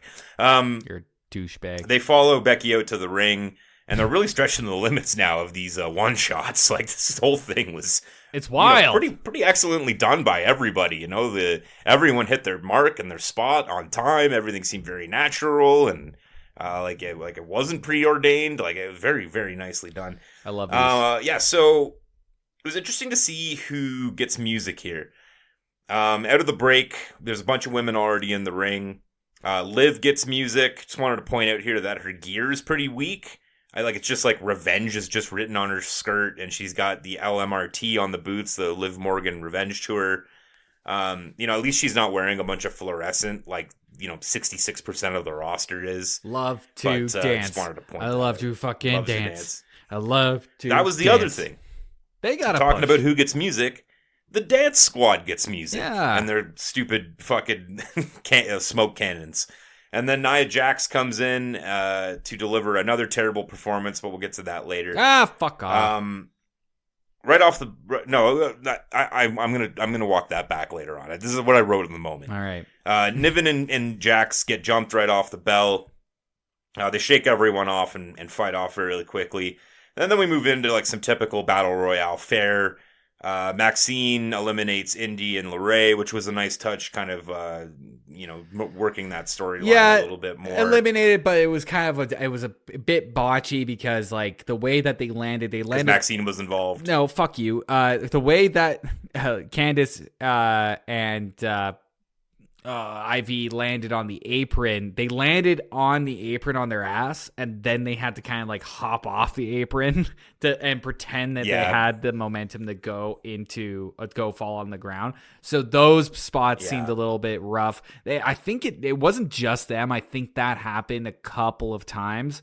But I think that was just also just, it's harder to just launch yourself over the top rope when you're not a 230-pound man getting whipped over it by another 230-pound man who's been doing this for years and years and years. So I think maybe what could help is if they went over the middle rope. I know the rules are technically over the top rope, but I would be okay with middle rope, honestly. Oh, boy. It would be.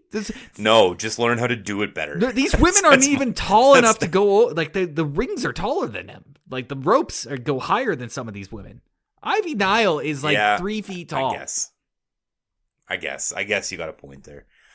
So after those eliminations, we move into some spots with the various tag teams that are in here. As we stated before earlier in the episode, a lot of the women's division outside of the main event right now is just a bunch of women's teams. So you got 3 or 4 tag teams going on in this battle royale. So we get some spots with various teams, which ends up leading to Maxine confronting Nia Jax for, I believe, eliminating Ivy, and then doing some kickies before getting eliminated pretty quickly. Piper Niven pulling Becky out.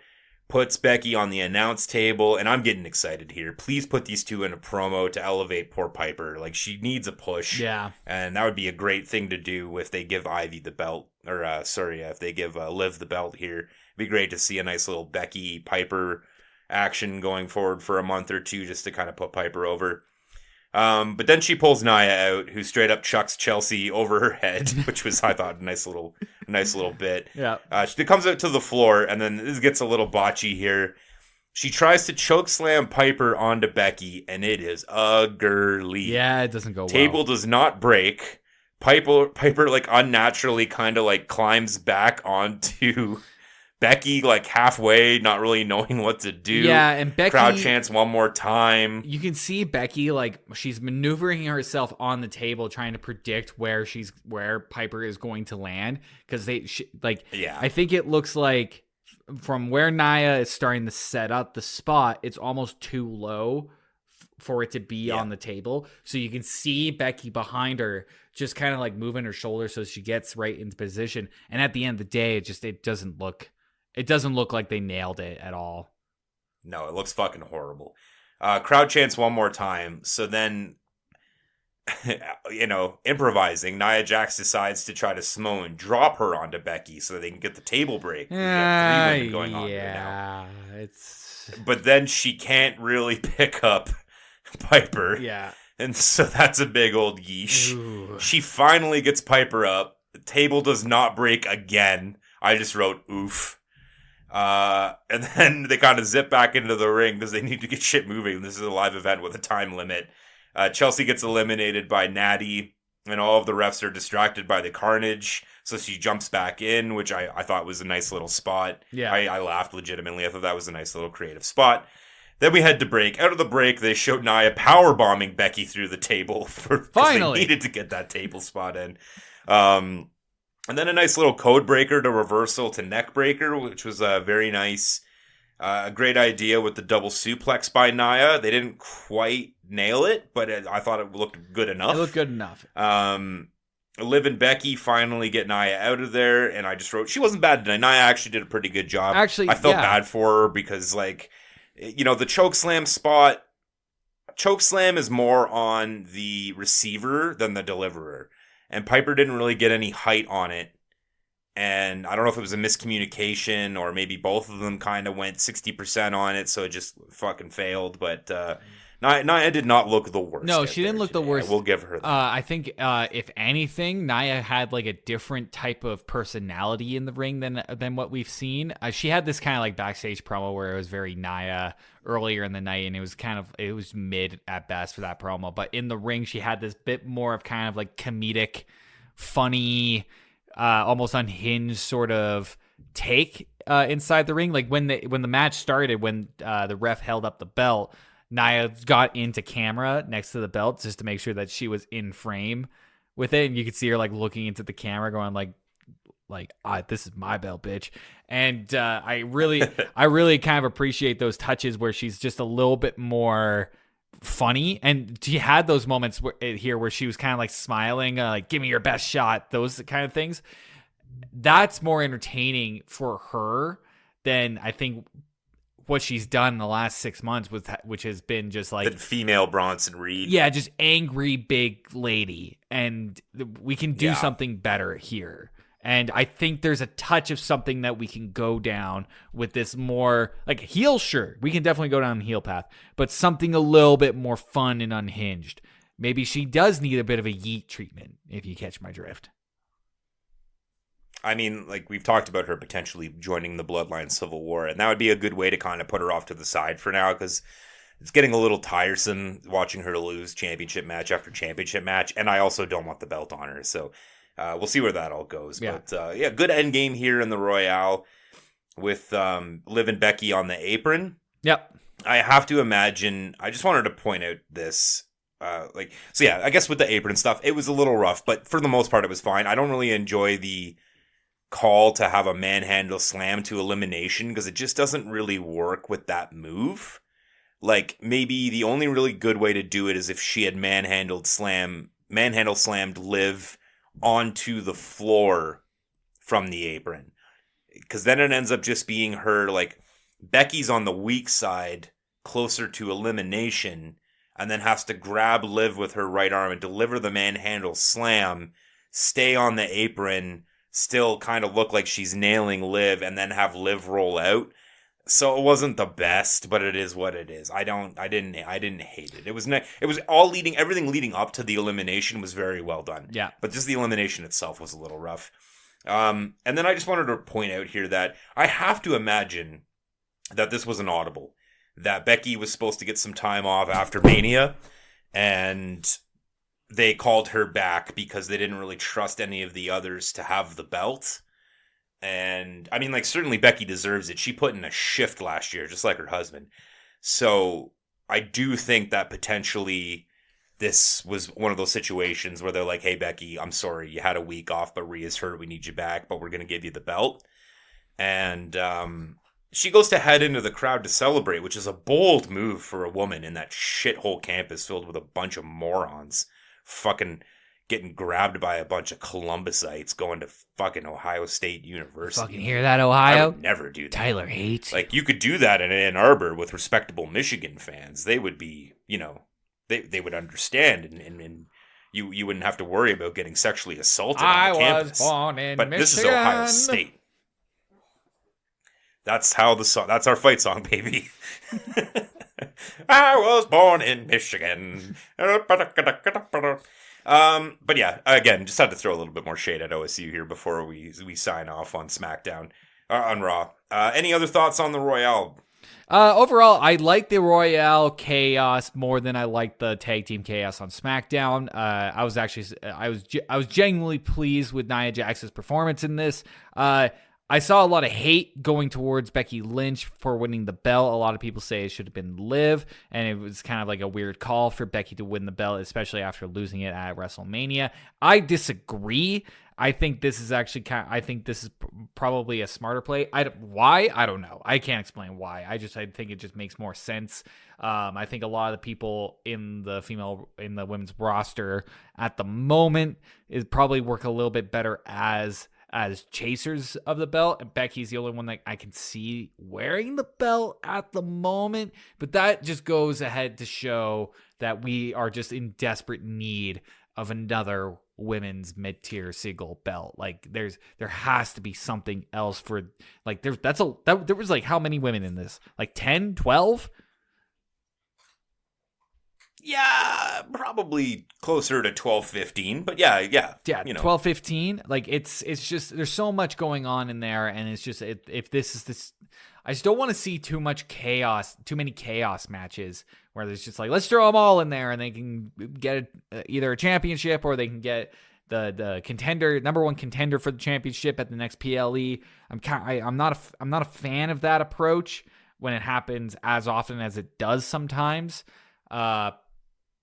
Yeah, those are my thoughts. Those are my thoughts on that. Yeah, fair enough. I'm pretty much in step with you there, in agreement. I do think this was an audible to get Becky back and give her the belt. Like I said, I think at the end of the day, I think that's what it was. I think they have plans for Liv and Rhea, clearly, and it's just going to be exacerbated by the actions that happened last week. But I don't think they wanted to put the belt on Liv right away and just have a bunch of like back and forth nonsense waiting for Rhea to get cleared. I'm assuming Becky will have it for a month or two, and that'll probably end up on Liv, probably with interference by Dom. Then they'll give Becky her break, and that'll lead to Rhea's return and the Dominic Mysterio custody battle, which I really, really want to happen because I'm all here for that. I want that to happen so damn bad. I want the exact same spots that happen from the Rey Mysterio Eddie Guerrero match, where like Eddie Guerrero, like I want Liv to be like yelling at Dom the same way Eddie Guerrero did, and Dom just looking scared and confused. I want all of it. That would be great. Long-term storytelling. I'm all here for it. All right, well, let's get into a game. Well, that was SmackDown for Raw for April 22nd? Sure. Yeah. I think I got that. Yeah, 22nd. All right, well, let's play a game. Well, okay. Now, what do I want to say off the top here? Fuck Ohio. It's the only thing I didn't. Well, fuck Ohio. Yeah. Wait, I could probably make that work. Nope. It's got to be something better than that. What can I do here? Fuck it. I'll just do this. All right, here we go. DJ Khaled. Oh, no. All they do is win, win, win, no matter what. Got titles on their mind, they will never give them up. And every time they step into the ring, every fan cheers them on. And they say what? And they say yeah. And they say yeet up, down, up, down, up, down. Cause all they do is win, win, win. And if they gonna lose, take a poo, be real sad and just stay mad. Ludacris going in on the verse cause I've never been stopped and I won't stop now. Keep your hands up, get them in the sky for the homies that they ain't gonna leak locked down. I never went nowhere, but they say Luda's back. Blame it on my contour, the hood call. I just decided to go right into the Ludaverse because I know a little bit of it. That woke me up. All right. It's like a 5-hour energy right into my butthole. Whew. Oh man, that's a lot. I'm gonna have to really watch the levels on that one. So yeah, in following up on last week's game, we have pretty much the same game in reverse. Well, according to Cage Match, it's 2023's most wins in the WWE. Now, last week I did spoil number one, which was Mr. Cody Rhodes with a whopping 108 wins over 113 matches. So, same game, but we're going to do 2 to 11 as opposed to 1 to 10. You get 5 guesses for number 2 to 11 for most wins cumulative in 2023 in the WWE. Will? I'm ready. Whenever you're ready. I'm ready. Let's go. Let's go. All right. What's your first guess? So this is second most cumulative wins in. It could be anyone from 2 to 11. You just pick a name, and if it's in the top 11, short of Cody Rhodes, okay, I will give you the point. All right. Jey Uso. Jey Uso coming in at number 11, Will. Just barely squeaking in. I'm not Mr. good at Jey this. Uso with 45 wins in 75 matches. It's a bold guess because he was in the bloodline, but he was also a champion in the bloodline. So he's got that first 4 months up until Mania defending those belts, winning singles matches, but then kind of healing out for a bit until the turn. Yeah. But he is definitely helped by the amount of matches that he had. But it was an overall winning percentage of 60%. I will say that everyone in this list has a winning percentage over 50. Okay. But Jey Uso is not the lowest on this list for number of victories. I will say that, well, you know what? I'm going to leave that. I'm going to let you keep going. Okay. What's your second guess? My second guess here, I'm going to put in got to think of like people who were champions for quite a while while also doing house shows. Because you can't have Roman in there with most amount of wins because he only did like what 5 events in 2013. I'm gonna see here. How many did Roman have last year? Because we're doing cumulative, right? Like it's got to include house shows and the live shows and the PLEs. Correct. Roman Reigns, I don't even think he's in the top 100 for wins. Which, yeah, he's not. Which tells you something. Tells you. Because, like, we got Nikki Cross in the top 100. Woo! We've got Elton Prince in the top 100. Gotcha. Who was hurt. So, yeah, I don't even know how many fucking matches he had, but it wasn't that many. It was like 5, I bet. Okay. And this is both men's and women's rosters, right? Correct, yeah, both men's and women. Roman was 133rd on this list with 9 wins in 11 matches. Wow. Wow. He had 2 losses, which I assume are both tag team. It must be. Yes, it must be. It must be tag team losses. Okay, so I am going to put, in terms of like worker and number of matches that he had to win, for maybe Braun Breaker in the top 11?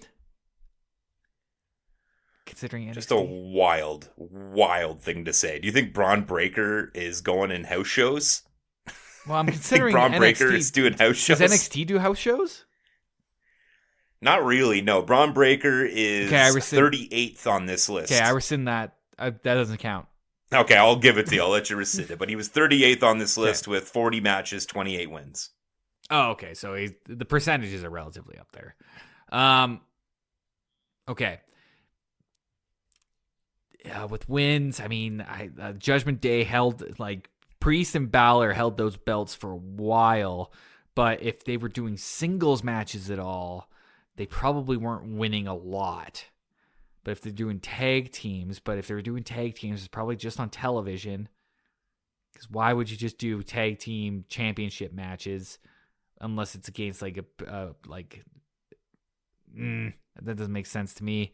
Jey Uso's 11th. That's surprising. LA Knight. I'm going to say LA Knight in the top 10 because he started getting over in March of last year, and by the time we saw him, he was like red hot in August.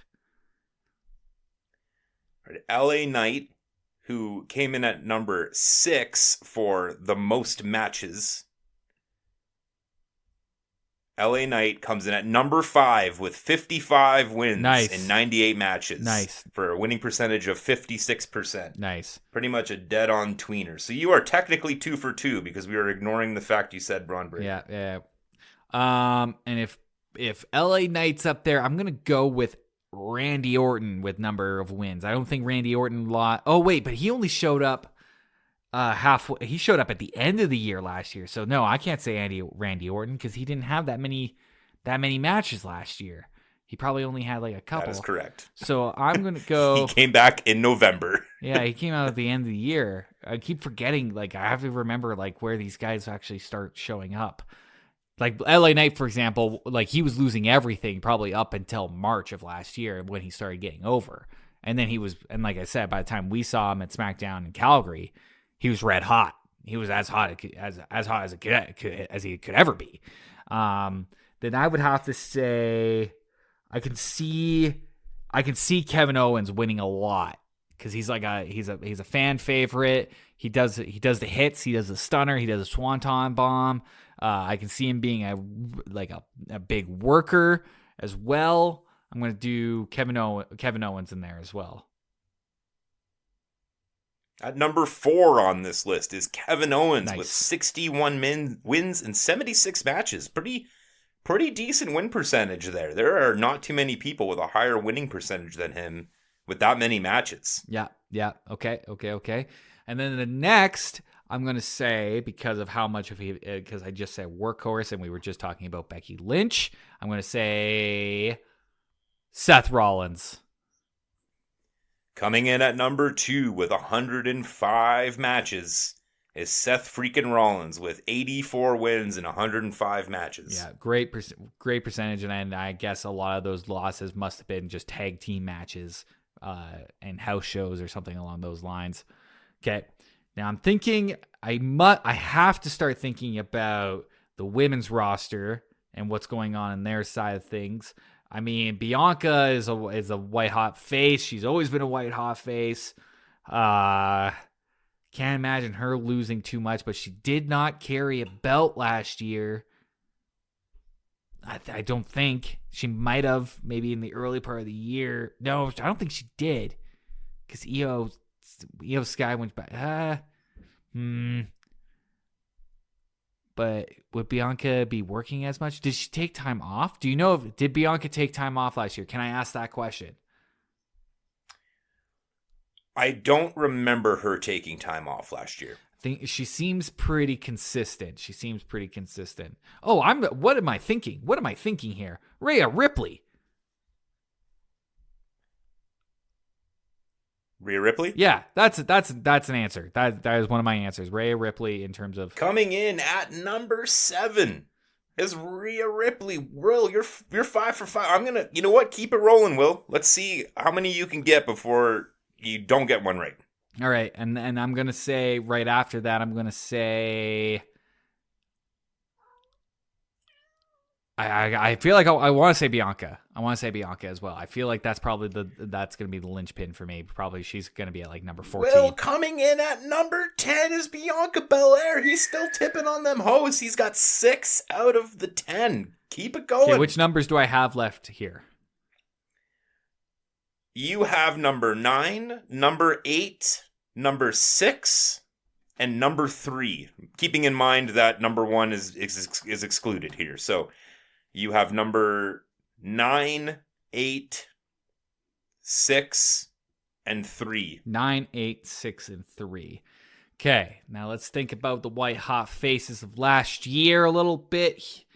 So going into WrestleMania 39, we had Sami Zayn and KO doing the tag match against the Usos, where I believe they won. Yes, they did win, but that was quickly followed up by a long Sami Zayn sort of like lost drought, where he had to be built back up by Gable, so that we can have his match at WrestleMania this year. But then again, that's not considering house shows, and Zayn has been pretty much a face this entire time. And I can't imagine him losing too often, unless it's to put over some younger heel talent. Sami Zayn's a wild card for me. Sami Zayn's a wild card. I can see him being in the top 10, but I can also see him being lower than the top 10 in terms of wins. I can see him actually having more losses this past year than actual wins. So I think he's a bit of a wild card for me. That seems a little difficult. Who else are we? I'm trying to think of the championship scene. Ray didn't come back. Ray was gone for a huge chunk of last year. So I don't think he's in that. I don't think he cracks that level. Fuck. It's difficult. I already got Rhea. I already got Bianca. Who else would be in the women's division that would have crushed a lot? Tiffy didn't show up in the main roster for quite a bit. Bayley was a heel, so I can see her eating a lot of pins for the sake of being a heel. This is difficult. We're down to nitty gritty here, Tyler. You're going to need a name, Will. I know. I'm going to say Sami Zayn. I'm going to say it. Coming in at number 3. 63 wins in 94 matches. You were talking yourself through it. You forget that Sami held those belts for quite a while.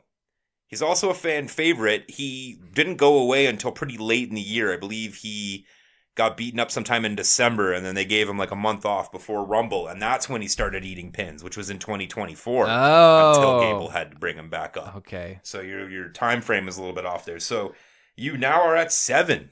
Okay, 3 more. Hit me with another name. You still have number 9, 8, and 6. You were speaking about women's workhorses. Women's workhorses. Well, Becky. Did I already say Becky?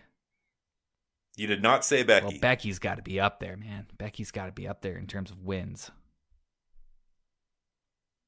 Final answer? Final answer. Becky Lynch coming in at number 6 with 54 wins in 69 matches. Okay. You got 2 more. Okay, we got... I'm going to need an answer in the next 15 seconds. Oh, man, you jerk. Okay, can I have a hint here? Are they? Can I have genders? Both of them held titles last year for large stretches. Okay, Gunther. They're both men. Gunther is correct. Who is the last one? Well, it can't be Logan. It is not Logan. Yeah, Logan. This man has the lowest win percentage out of this top 10. He had a win percentage of 53%. He also had a shit ton of matches, which is why he's still on the win list, even though he had that kind of those numbers.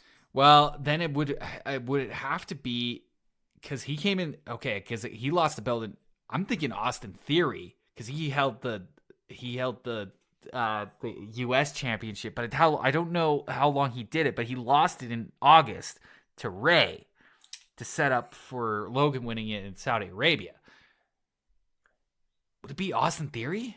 Austin Austin Theory, final answer? Austin Theory, final answer. That is correct. Austin Theory, Will. You're absolutely fucking nailing it this week. Some other interesting names up here. The highest ranked person with a losing record is number 12, Damian Priest. Some other people near in the top teens. We got Ricochet, Bronson Reed, Dominic Mysterio. Dominic Mysterio had so many matches that he ended up 15th on this list with a winning percentage of 35. Oh, brutal. Which is just fucking mind-blowing. Santos, Asuka, Charlotte Flair's on here, which is surprising considering, I guess she probably got hurt in 2024 now that I think about it. Drew McIntyre, and then one of the most surprising ones, at number 20, Axiom. Do you even know who Axiom is? Yeah, I know who Axiom is. Yeah, Axiom's fucking, I guess he's fighting a lot on NXT. Butch is also up there at 34 wins as well. Okay, well, that's it for this week. Will, do you have any plugs for us or anything you want to talk about before we head out? My band is opening for Wheatus. That's right, the infamous teenage dirtbags themselves. We are opening for them May 10th at Modern Love. So if you live in Calgary, you can come down over to... Fuck you. You can come down to Modern Love. You can see us. We're going to try to do some wild things, man. We're going to try to get every band to play Teenage Dirtbag at least 3 times in their set. May 10th. I will be there for sure. Okay, well, that's it for this week, guys. Thanks for joining us. Gonna have another great episode coming to you next week. We're heading towards Backlash, which will be in 2 weeks. That'll be a supersized episode. But the numbers don't lie, and they spell disaster for you at Sacrifice. We will see you next